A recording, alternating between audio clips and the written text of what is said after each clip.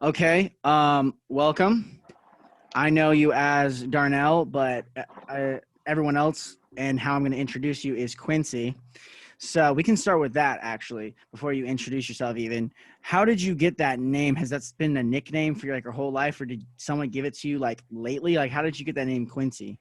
Honestly, it came from my dad when he was in high school. That's the name he used to go by. I I knew of the name and it was kind of something I wanted to carry on for him with doing all this music and stuff. Yeah, so it kind of just came from me wanting to put on for my dad and stuff like that.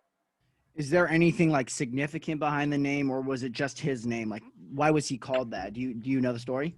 I believe he grew up on Quincy Street, and like that was kind of where it came from. Yeah, back when he was living in Virginia when he was younger. So where are you from exactly? I don't think I Uh, knew this. Charleston, South Carolina.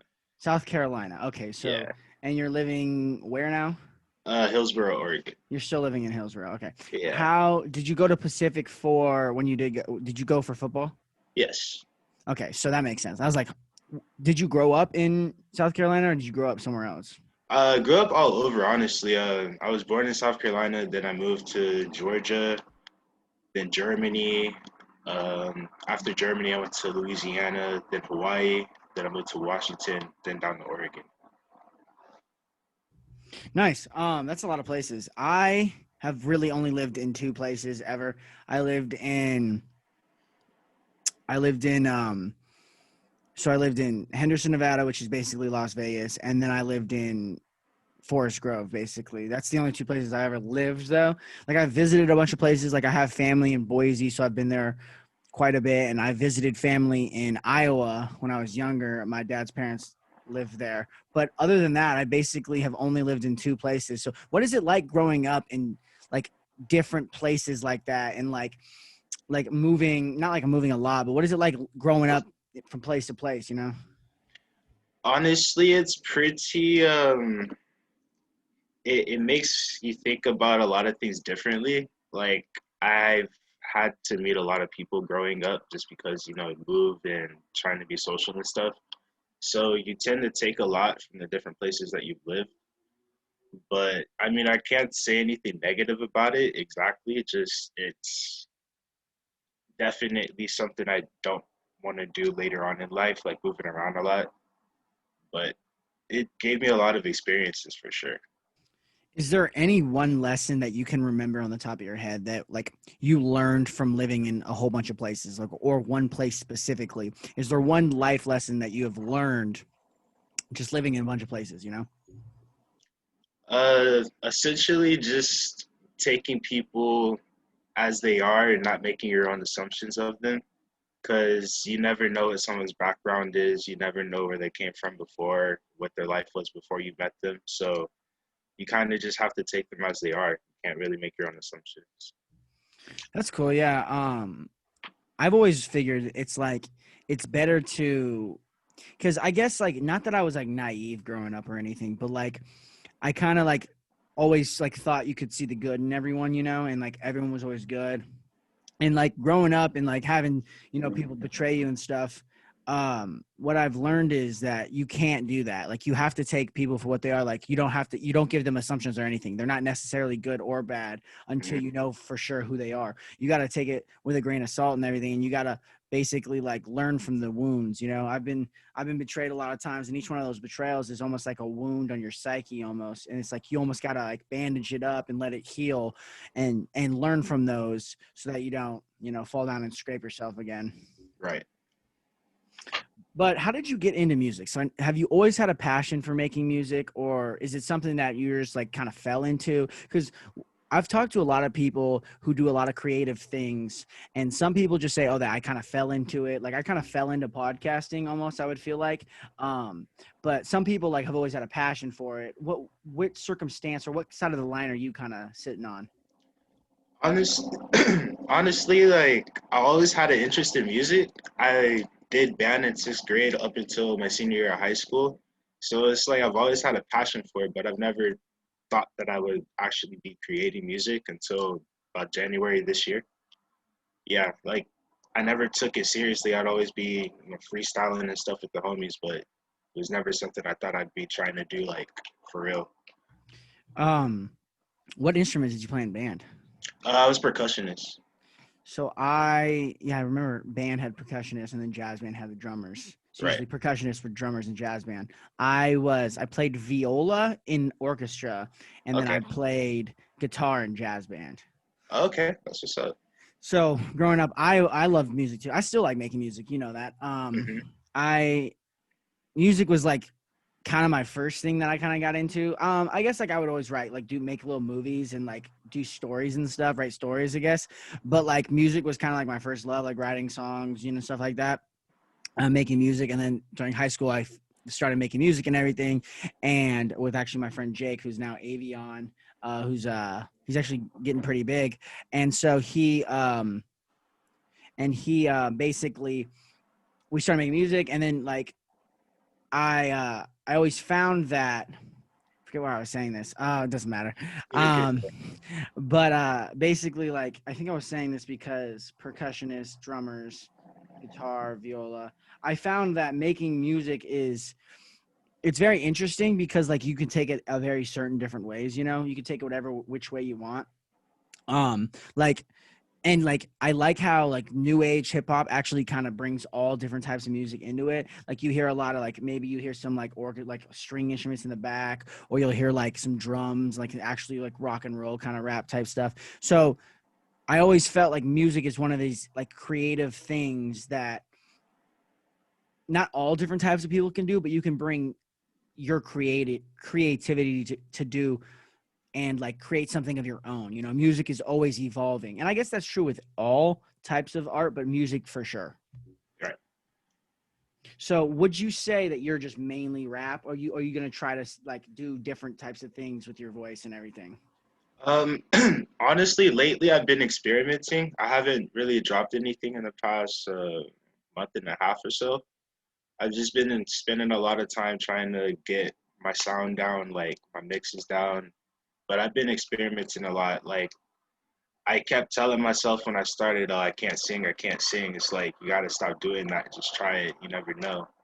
So I've just been, you know, trying to hit all the different things on the charts.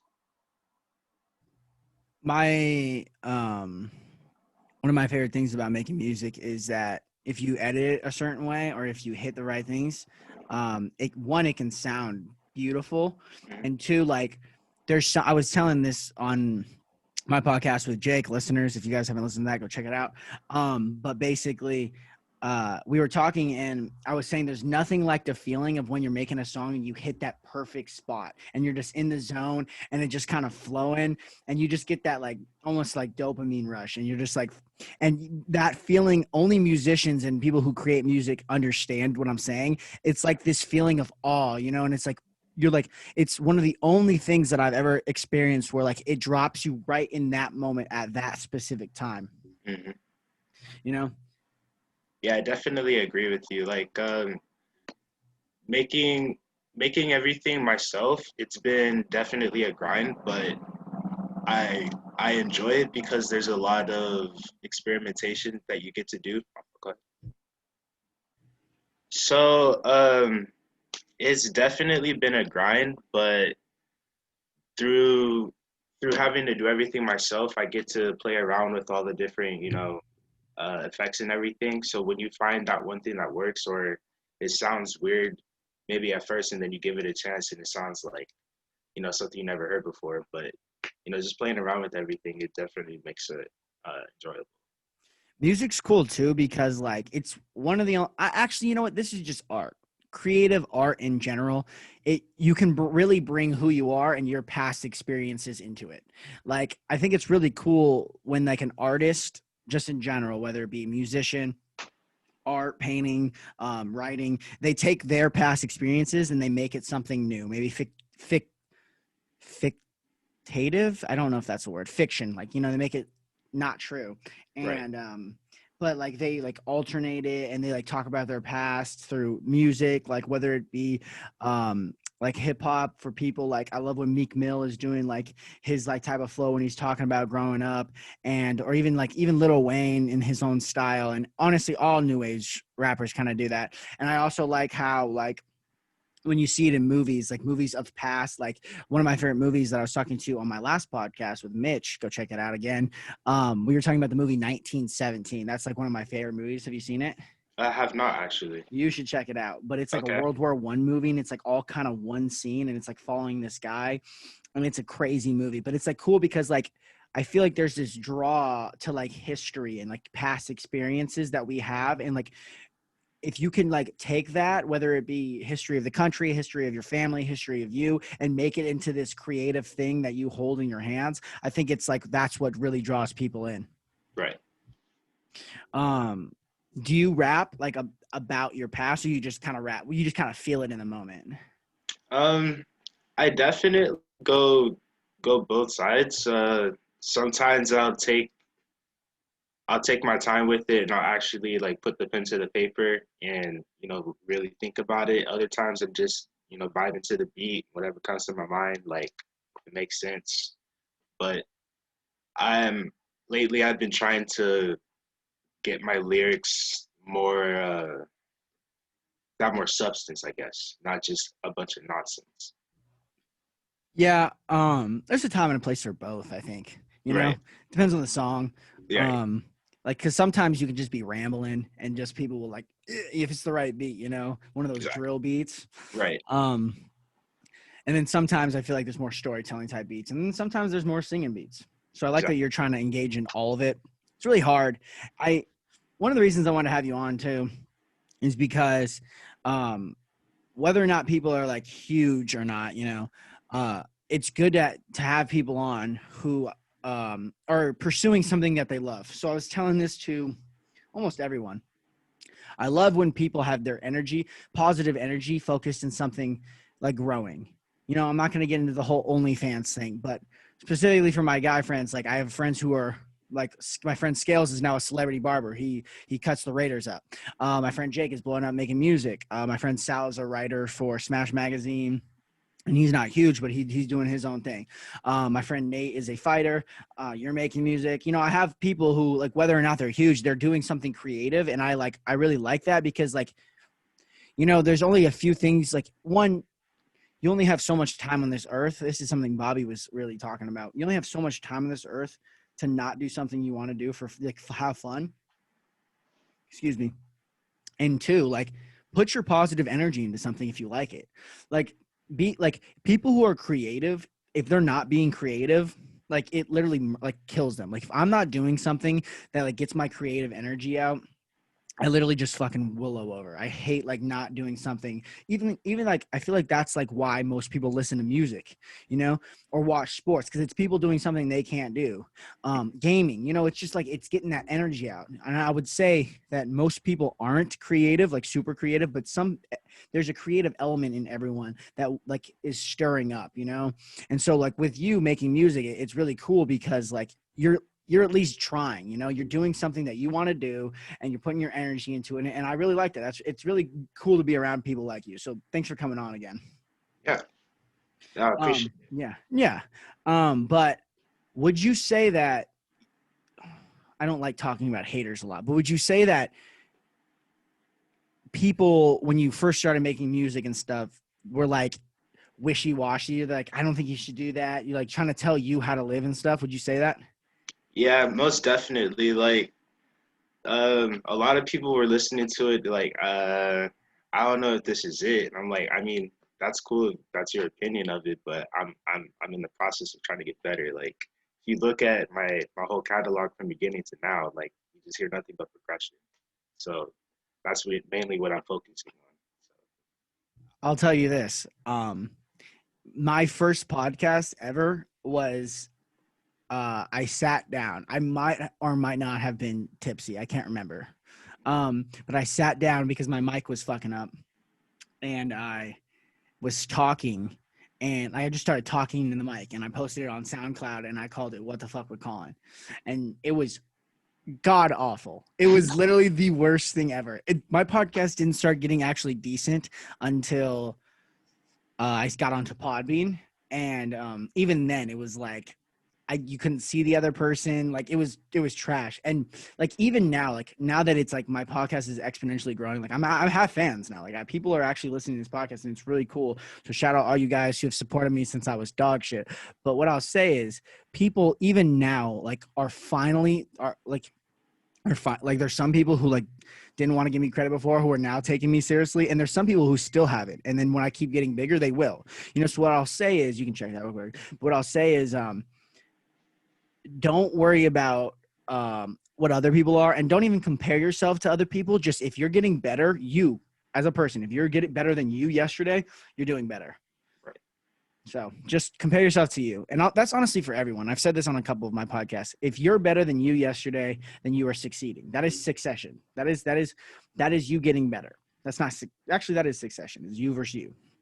Lately, I feel like it's me versus me. Can't remember who said that, but that is a great line, because there's nobody else in this world who can compete with you. Now, having competition like in the workforce or in the game or something, that's fine. But what I'm saying is, don't compare yourself to someone who's fucking already made it, Exactly. Yeah. But so what I feel like a lot of people do is they take interesting things that happen to them, like I was saying, and make their music. Do you have any interesting stories in your lifetime? I'm sure you do. You want to that you can share? um, Shoot, man. I don't know. Just everything kind of has just been lessons. Like, uh, one thing that happened a couple years ago, I got a car. Maybe a month later, this dude was running from the cops, and he was drunk and high and all of that stuff. And he ran into my car, totaled it. Yeah, he got arrested. He's still in jail. So supposed to get some money back from that, but I don't think I'll ever see it. But it was just crazy to me how like every time you think everything's going good uh, down a certain path, then something just comes and messes it up. But eventually, it taught me that you can't really take everything that happens in life as a negative. Sometimes it'll work out in the end. Yeah, but No, keep going. it's definitely, I don't know. I'm trying to answer your question without saying too much, I guess. Yeah, but um, I guess as a whole throughout life, there's just been a lot of things that I tend to prefer to take as lessons versus something happened to Yes, there's everything. You know what? I'm gonna shout out Coach Falk, because I don't do this much, but this is his whole thing. It's reaction versus like thinking about your actions, like thinking about it. You can react to the world and be on default to the events happening, but how are you going to act? How are you going to react to it? And it's really taking a moment to think of the circumstances around you and whether or not they're affecting your life, or if you can make something out of it. So one of the coolest things that I've learned this year with COVID. So I haven't played a football game in 2 years. I've been injured. So freshman year was the last year I played. And now I'm going to my junior spring semester, and we're probably not going to play. And I'm just like itching to play. I'm like, I just want to play. Like, I've been injured. And what COVID taught me was that, hey, I actually am kind of good at podcasting, or I'm actually could do something else with my life besides go to school and play football. I've always been set on law school, and, I still kind of want to do that. But I even said to my dad today, I was like, this next year, my senior year, I'm going to have to really sit down and think about what I want to do, because like, I don't know if I want to do that. When I do podcasts, I leave. And like I said, I fell into it. I leave though, like to go do whatever I'm going to do that day, just smiling for the rest of the day. And sometimes when they're not the greatest podcasts, it hurts a little bit. And I'm bummed, but even that, it's like, even that shows me that like I care about it so much, and who thought that I was going to care about something like that? Like I didn't even know that I could do this, Right. And so it's really made me think that, I got to start like doing things that I want to do, because like who knows, maybe you could make money off podcasting. And two, that when things happen in your life, even a global pandemic can be a sign from God, for you to do something else. I don't know if you believe in God, but I think it's too much to not. So that's what I've learned.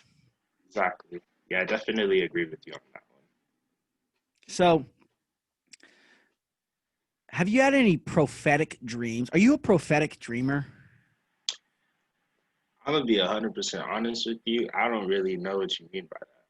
Like, Like, do you dream like crazy dreams? Do you have crazy dreams? honestly, I don't. I get asked that question a lot, to be honest. I don't dream often. See, some people, like a lot of people that I know say that. But I have some crazy dreams all the time. And it's probably because I don't smoke. And I know that a lot of people who do smoke don't have dreams because I don't know. I learned that, but I don't smoke. So, and I have crazy dreams. Like I have really crazy vivid dreams. Like the one like I can really remember was like I was at this big lake and I was going down this huge water slide and there was this like 100-foot stingray like swimming underneath. And like I wasn't afraid to go down into the water, but like it was just so prophetic and it was like this mountain and it was just crazy. And like so I was just wondering, I've always wondered like if people who create things are have these crazy dreams like I do, because like I said, I just like will sit there sometimes, like I'll wake up and I'm like, bro, what the hell was that? Right. Do you remember any dreams? Yeah, there's definitely a couple. Most of them are. Go ahead. What happened? I was just gonna say what happened in one of them. Most of them are just uh, like memories, I guess. Like I don't really dream about anything that hasn't happened. Like it's mostly just memories and stuff. Like things that happened a long time ago that I don't necessarily think about on a regular. Do you want to give us an example?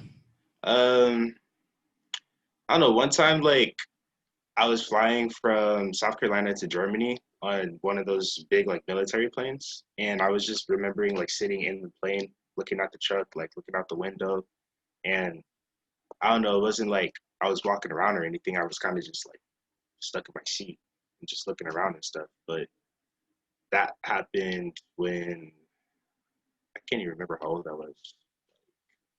I want to say 5 or 6, but it just came back out of nowhere. I haven't thought about that in years. Isn't it crazy? Two things. Isn't it crazy how one, like you could just be doing something like random in your life and then all of a sudden a memory when you're 7 just floods your mind? Or Right, even like the same thing about a dream. Like you could be doing something, you could be showering, then a dream just floods your head from like right, 2 years ago. And you're like, where the hell did that come from? right, Like memories are crazy. We can get into that. We can talk about memories for a little bit. I don't understand how memories work because like I've heard that memories, every time you have a memory, it's actually a memory of you having the memory. hmm So like it actually kind of changes and stuff. So false memories are really prominent and stuff. But it's just crazy how like there's a section in our brains, or maybe the entire brain, that is stored for like important past events. You know, right. what do you think about memories? What do you think they are? What do you Um, think they're used for? I definitely think they're important in the sense of understanding your foundation, because I don't think you're gonna remember anything that doesn't necessarily have any importance to you. Like, um, there's a lot of things that I don't know. Even if you talk to your parents or something, they'll bring up and you're like, when did that happen or something. Like, just for example. So I feel like there's a lot of things that you're remembering for a purpose, whether you understand it in that moment or not. I think memories too could have come from like evolution, obviously, because like if you didn't remember something, you'd die. Like before, like we were like evolved and everything, but when we were like really just coming out of trees and being primates and stuff, if you didn't remember doing something or something that killed you before, Right. like a mushroom or something, like, oh, don't eat that. If you don't remember that it killed Bobby, hmm then you would die too. So I think Right. memories definitely like evolved to be something that that like helps us not die. But I think there's more to it than that. I think memories have something to do with, or I don't know if you are a believer in energy or power or souls or anything like that, but I think memories have something to do with important things that your soul or your energy either needed to learn or needed to grow bigger, you know? Right. So, like, if you're sitting in your, this is actually not even my thought, but if you're sitting in your body, it almost feels like you're something sitting inside a body looking out through the eyeballs. It doesn't feel like this is you, you know? Right. It feels like you're looking out using this. So what I think memories are, or when something prophetic happens or something important happens in your life, it ingrains like a little screw in there so that you can come back to it to learn for the future. But then it starts to make you think, is then like, then you start to think of like, are you a determinist, or do you believe in determinism? Do you know what that is? Uh, Give me an example. Everything happens for a reason. Like, it's basically everything's gonna happen. Like, everything happens. Like, everything's already planned out. There's a plan, and you're on the line, and you really don't have any free will. Um, I would I would say I believe that to a point. I feel like you have ability to change whatever destined outcome is your life is set on already. I'm not saying that you control your destiny or anything like that, because like you never know what's gonna happen. But I feel like as long as you are always doing what you can do to make that dream or whatever it is happen or come true, you're eventually going to either you're going to learn something or it's going to happen. Like you're never going to lose anything from trying. Yeah, and then it comes to the thing like, but then it starts to blow my mind. Like, so if you have a plan, right? Mm-hmm. You have a plan. There's a line, like you can go from this box to there, right? That's my line. And then all of a sudden, like, okay. So when there's a choice, right? Say you become to a fork in the road. I'll describe it so like the listeners can hear. You get to a fork in your own your life, and you can choose A or B. Let's say you get a job opportunity at A firm or B firm, right? And A firm's in Germany and B firm's in America. And so that's automatically going to change where your line goes, right? Right. And you choose A firm and you go to Germany. Mm-hmm. And then another fork in the road comes, and then another, and then another, and then maybe who to marry, have a kid. You know, do you think that your line starts where it is and always ends where it's supposed to? Or do you think that there are, like, do you think it just goes, you know, but always ends where it needs to? Like, do you think it zigzags but always ends where it needs to? Or do you think that you end wherever your life, like, because if your life's planned out, you're supposed to end where you're supposed to end. But if Right. you don't, then is it really planned out? Mm. Okay, I get what you're saying now. I can see that. Like basically everything in between is up in the air, but beginning to like the beginning and the end is set. Is what you're saying. Is it? That's my question. Like, is it set? Uh, I think so. Like I think your end it's gonna happen the way it was supposed to, one way or another, no matter what happened in between. But then here's my question. Uh-huh. So, like, for the people who shoot up schools and stuff, were those kids supposed to die then? See, it gets crazy. That's a hard question, and I definitely don't say this with any kind of like evilness or hatred or malice in my heart or anything like that. But like Yes. again, everything happens for a reason. Like, So my mom used to tell me that she thought that, so God has a plan for everyone, mhm, but people have free will. So sometimes you can take yourself off that plan, but God will always try to get you back with different forks. You know, he'll always give you an option back to that line. So like, say you start where you needed to go and you keep going left instead of going straight, God will always try to get you to go right to go back to like the straight line, you know? right. But some people, some people, like, God will always try to keep you on the line, but some people take themselves off, and then some people take some other people off. So like people who shoot up schools, people who shoot up concerts and everything. Mhm, So a big an example of this would be like, say someone's life ends early in a car crash, right? Then a fork in the road happens for all their family members and everyone who loves them, all their friends and everything. But that fork, like, because obviously something's different. That fork is God They can choose the path to keep them on that God wants them on, or they can choose the path that the devil wants them on, Right. basically. So that's what my mom always said. She said, God has a plan for you, but people still have free will. Hmm. So what do you think about that? Um,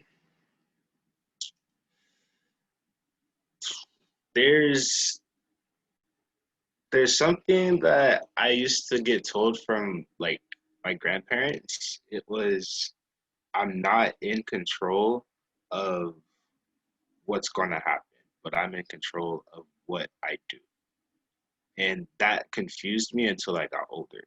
So somebody shooting up a school, those people that lost their lives, like you, yes, they could have lived great lives and been fruitful and all of that, but you never know if, again, I'm not saying that that was the best thing that could have happened, but anything worse could have happened. So you never know what they were being saved from. Right. So I don't think anyone making a decision to do evil and or good is necessarily them thinking, how am I going to get to the end? I don't feel like I answered your question, but I think I might We don't have questions here. We just talk. have. Here's what that gets me into. Then the question is, the most evil people in the world, pedophiles, people who serial killers, Hitler, were they destined to be evil? You kind of have to ask yourself the question, is there really a such thing as good and evil? Like, to that person committing that thing that you're perceiving as evil, they are doing it because they believe in it. Like, in their eyes, that's not evil. So it's really, you have to ask yourself, is there really such thing as good and evil? So I just got into this on my podcast that's dropping on Tuesday with Michael Cogshaw, lawyer at Gillux Associates in Nevada. Everyone check it out. But actually, it will be out. So when this one comes out, so everyone go back and listen to it. Okay. But we were saying that the whole thing that I was talking about with him was that you can rationality and morality, like being moral and being rational, are two different things. Mm-hmm. They are not connected at all because, and the example I gave was because you can easily rationalize immoral acts just as easy as you can rationalize moral acts, but not, you know what I mean? Right. So Yeah. like the example I gave was it could have been rational. This is actually a Jordan Peterson argument. It could have been rational to not hide Jews during World War II in Germany. That could have been rational, but immoral. Right. And something that's irrational, but moral, that would be irrational. But no, it'd be irrational but moral to keep Jews safe during World War II in Germany. It's Right. irrational but moral. So therefore, there is a split between rationality and morality, which means that it gets tricky when we talk about good versus evil, because if there is good and Right. God is all good, there must be all bad, because naturally there's opposites. Mm-hmm. So if you don't believe in good and evil, does that mean there couldn't be a God, right? Right. Um, I'm not necessarily saying that, but I'm saying we can't even really call God good or evil. God damn it. Now we're in a metaphysical state. What do you mean by that? I'm saying you can't. Everybody commits acts in a fashion where they're doing it because that's what they believe is right. So God doing what he believes is right, it's not right for everyone, but it's what he believes is right. But isn't that the distinguishing feature of what God is? Isn't God someone who's all good, doing things for all good of all people, right? To like, what am I trying to say? And in what person's like perspective though? Like, it's all about perspective. It really Yeah. is. But in his perspective. Yeah, I mean, I'm not arguing the point that God, Oh, I know what you're saying. yeah, You're saying that in the perspective of people, what God wants may not be rational and good. exactly. Like, that's Oh what I'm saying. shit. Oh, but he could still be okay. Then it becomes right and wrong. Then it becomes the distinction between right and wrong. Hmm. So if you go from good and you go from moral and rational to good and evil to right and wrong. So therefore, what is right and what is wrong? I don't feel like there is a right or wrong, there just is. But okay. But then all right. See, this you're making me think. That usually doesn't happen. I usually make everyone else think. So if okay, but if there isn't a right and a wrong, why is there law? Why is there law? You Because we're could, all no, because even murderers know it's not right to murder someone. right. But that goes back to your morality and rationality. Like, what if that person, I'm saying that's a big ass what if, but what if that person was murdering them because that person was evil? Evil. They were committing acts that was evil to that person, and that is why they killed them to end that evil in their life, in their perspective. So you're like saying that all different people have all different perspectives, and someone might be evil with the rationality of evil, and their moral might be bad. Like Hmm. they might have, okay, like ISIS, right? Right, But that's right, rational to them, and that's good to them, but it's hmm, evil to us. right. That's what you're saying.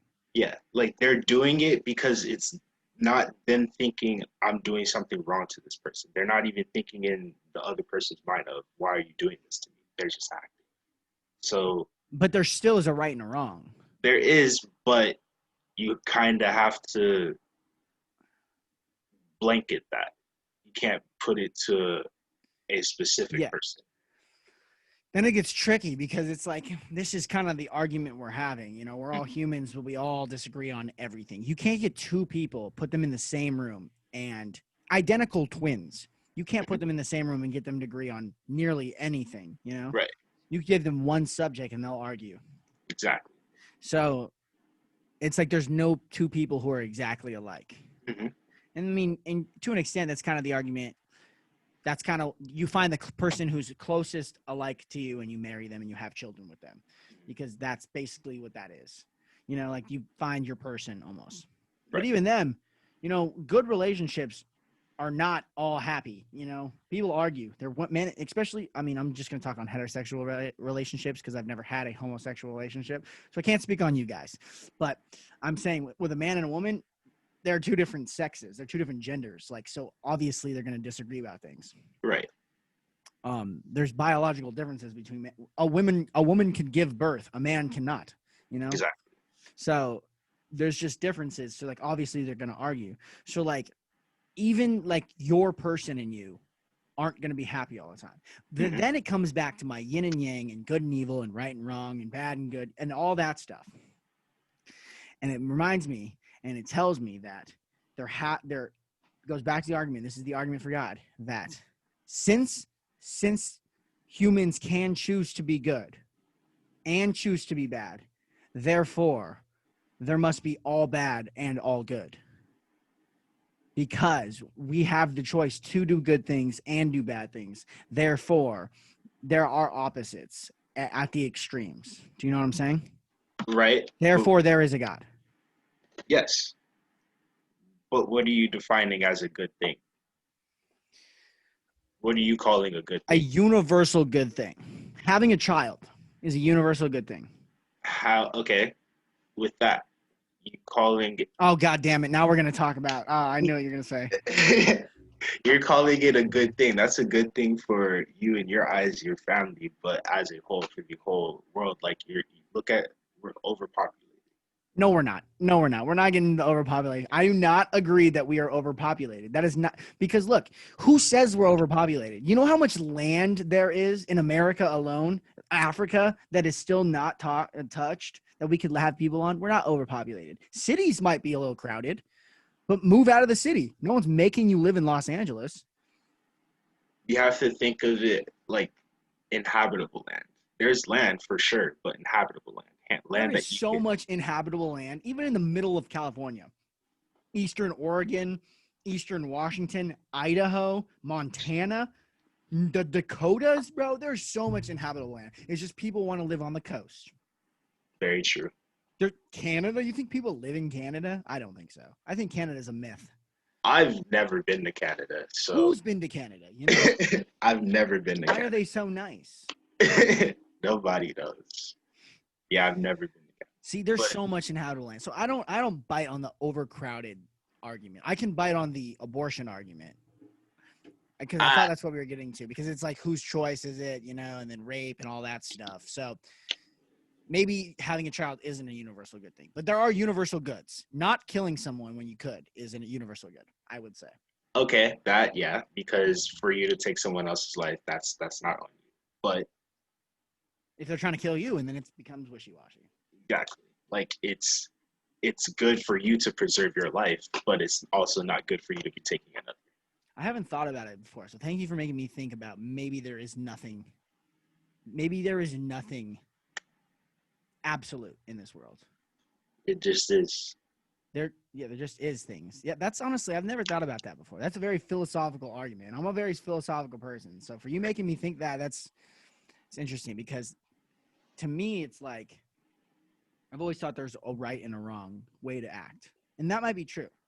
But who's to say my right and your right are the same thing? Exactly. There just is. That's a good way of thinking, honestly. Are you excited for basketball to return? Are you a big basketball guy? Honestly, I'm gonna be real with you. I just started paying attention to basketball this past year. Like, Really? yeah. You into Um, Not really, not yet. I'm a big Luka Doncic fan though. Like he got me hyped to watch basketball. Yeah. He is pretty good. Who do I like that plays basketball? I'm excited to see LaMelo in the league. Mm. Oh, Zion. Zion's my dog.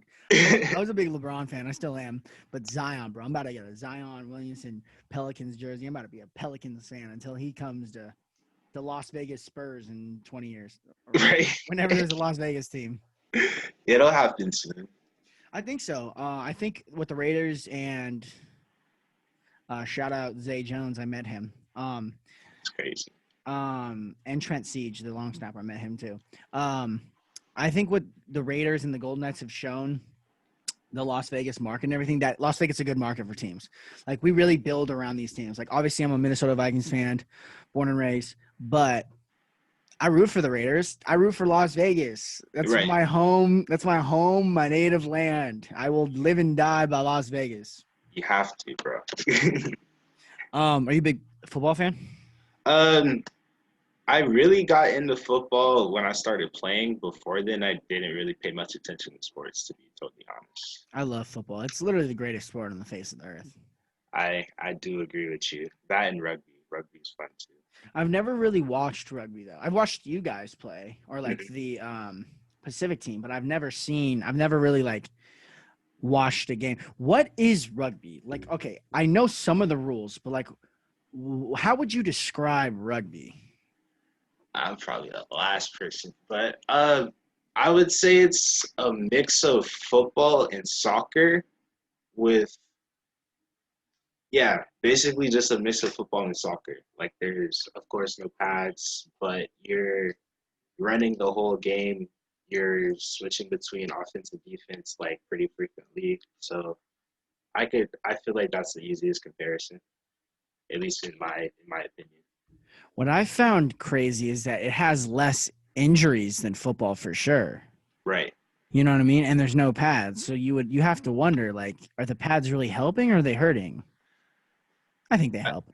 I feel like to a point because it's a mental thing. Like I hate to equate it to this, but even like in Europe, there's no speed limits on the autobahns. They have less accidents than we do here with speed limits.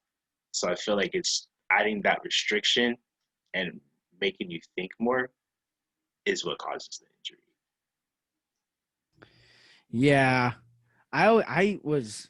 I was tripping one day, not actually tripping off like shrooms or anything, but I was tripping because I was driving one day and I Hmm. was thinking about how crazy it is that we just have like police officers driving around like giving people tickets and stuff, like Right. enforcing law. Like I thought that was so crazy. The fact that they just have vehicles, like they just drive around. That was so crazy. And like like there's a universal just heart drop every time you see a cop, whether or not you're doing anything bad.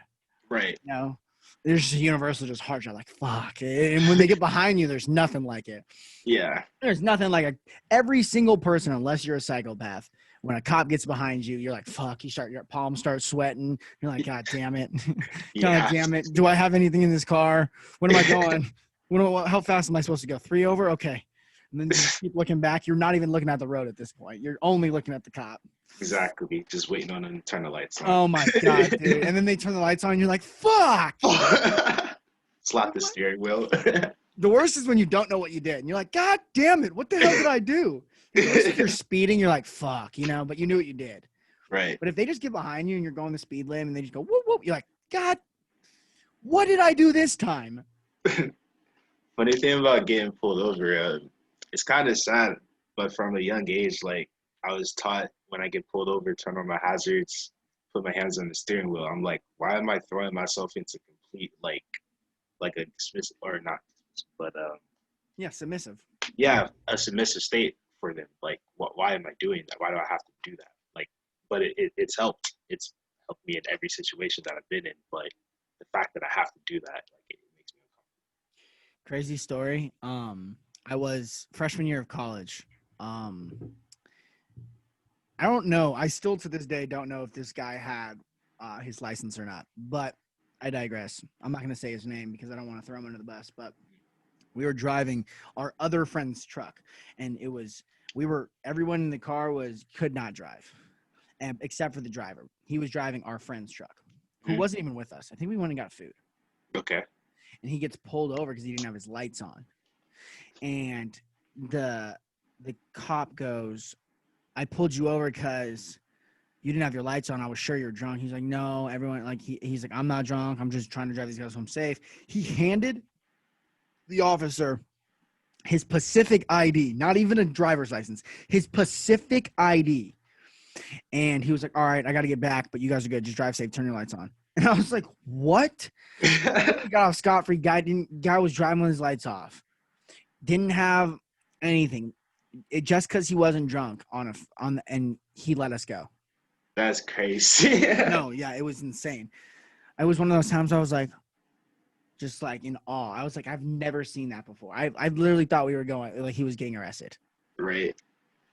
It reminds me of this one time I got pulled over in Washington on I-5. So I used to drive a black BMW. You know, they have halos and stuff. So I just kept my fog lights on to turn on my halos. Driving down the 5, everybody else in the car is asleep. It's like maybe 2 o'clock in the morning, right? Cop pulls me over, of course, because my headlights are off. And he's like asking me hella questions, but he sees that everyone else is in the car sleeping. So I'm sitting there tripping, like, what's about to happen? He asked me to get out the car. I was like, oh, fuck, what do you want, bro? I stand outside. He started asking me questions, like, where you guys coming from, all this and that. I'm like, just trying to bullshit him and shit. Then nothing got him off my back until I told him I played football at Pacific. He's like, oh, you're a college football player? Like, yeah. He's like, oh man, I used to play at PLU, so that was like the connection. Then he started talking shit, and it was just like, all right, man, you guys get safe. Make sure you turn your headlights on. Like, don't be driving too late. I'm like, all right, man, I'll see you later. Like all of that. So yeah, it was funny as hell. Yeah, cops are weird like that. Some of them are super cool, and some of them are just douchebags, man. Like, I Right. mean, that's in any like career path, but like, God, bro, you're giving a guy a gun who's just some like a cocksucker, like, bro, Jeez. like you're letting this guy like they need to be trained more. No, like no way that fat guy getting a donut on a motorcycle should be fucking looking at me every time I drive by him with a stank face. Like I'll slap you, bro. Right. Like, bro, go scare me a little bit. Like if you didn't have your gun, bro, you'd just be another fat guy. Like now, granted, there are a lot of awesome police officers. One of my cousin's a police officer, and there are a lot of people who are fit. But I'm just saying, like, there are a lot who are not. And Yeah. that's in any work, but like that shouldn't, they are supposed to be enforcing law. We should not have bad fish in that pond. That's like, all right, you know what? We're going to give this pond, we're going to have a pond of sharks, right? Mm-hmm. We're going to have a pond of sharks, and people are allowed to swim here, right? Right. We tame them. They're only going to bite when they're getting attacked, right? Except 50% of them attack all the time. And it's like, well, who's going to fucking swim in that pond? Nobody. Nobody's going to swim in that pond. That's who. And that's kind of what our police force is. You just let the shitty guy who couldn't even be a PE teacher go work, have a gun on him all day long. Like, what? I think they have like 72 hours of training. Like, they should be training like once a week, twice a week on how to like calm situations down and stuff. Like, Right. Yeah, it's a complex they have, bro. That's all it is. and They like, just need, dude, the amount of racist of people who are allowed to be cops blows my mind. Like, obviously there are racist people, and that's not going to go away for a long time. But like the fact, like, that should be one of the questions. Have you ever seen a black person and thought I don't like them, because of the color of skin? That should be a question on the test, because I don't think they ask people if they're racist. right. Like, they're just like, all right, here's a gun, go do your thing. It's like, all right, dude, are you racist? If you're racist, yeah, let's get you out of here. There's got to be like a racist test or something, especially in that, like, because like, dude, like, I mean, not all cops are racist, but there are like, we're seeing it. There are countless numbers of police officers who are racist. Why are they police officers? I mean, it's kind of hard, I feel like, because they could easily claim the discrimination if they were denied the job because of that. I don't know how truthful that is, but Yeah. that's just my thinking. That's just my Yeah. thinking on it. I just think that for people, there should be a strict set of rules for people who are enforcing law, Mhm. whether or not it has to do anything with, like, not let someone in because of their race, obviously, Right. but you shouldn't let someone in because they discriminate based on race. Hmm. Have you ever had any inclination to think another race was inferior than yours? That should be a question. And Right. obviously, most of them, if they are racist, are not going to answer it truthfully. But I'm just saying, like, that we should make sure that they have to like work out and stuff. They have to be fit. They have to know how to calm things down. They have to know the psychological of criminals and things like that. Like, the fact that we just like let people have it's the same thing that pisses me off about the president. It's like, why do you have to have a degree to be a lawyer, doctor? Because those jobs matter. Hmm. Why don't you need a degree to be a politician? Interesting question. Why don't you need to get like a degree in like leadership or like social work or social or political science? Something. You should need to have like a set of years in school learning about the history of the way the Constitution works. Dude, like, that doesn't make sense to me. It does not make sense to me how you can have a strict set of rules for like some jobs and none for some, like, that are important. Right. I feel like it's just who's running the show, who needs the least amount of eyes on them, where can the most corruption happen. I didn't mean to get this political, but dude, Nah, that's cool, it's bro. not even really political though. It's just kind of not true, like just me spitting rants, because it just boggles my mind how like we get so more advanced in everything, and then we just let things slide, Hmm. Yeah, for no reason. for no reason. Just because we have to. Like, bro, I'm done with these old people, bro. I'm done with them. Like, just like, not that I like we need to, like, eugenics and everything, but I'm done like with them being like in the house, like why don't we have a term limit in Senate in the House? They can just keep running. It's like, doesn't make sense. Right. They haven't done anything for 40 years. Get them out of there. Hmm. Yeah. Like, imagine if you had a CEO of a company who hadn't brought in money in 40 years. That guy wouldn't be there for 2 years, let alone 40, let alone a business, like a manager of the company. Like, It's invisible those foot, bro. Invisible foot. leadership positions, bro.